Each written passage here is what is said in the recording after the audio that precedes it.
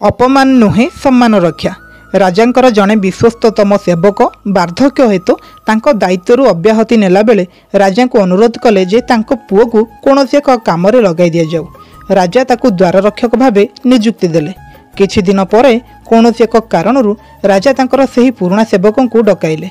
राजप्रसाद समस्ते थिले तांकर जनाशुना, तेणु से पहुँचु पहुँचु राजप्रसादर अन्यान्य कर्मचारी माने तांको बेढ़ी गले।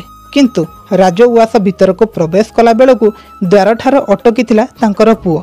से कहिला, आपणकर संपूर्ण तनखी नेबाकू चाहिबी। सेवक जनक अप्रतिभ दिशिले, किंचित अपमानित मध्य मने कले, हेले किछि कहिबाकू न देई पुओ तांकर तनखी नेबा परे जाई भीतर को छाड़िले। राजांक सहित कार्य समापन परे से घर को फेरिले।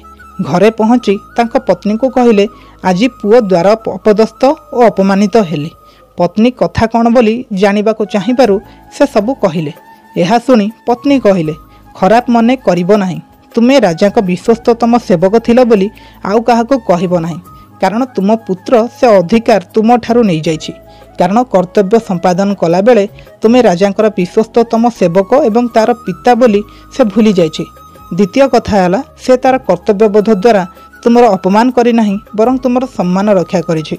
एबे ताठारू आमर शिखिबार समय।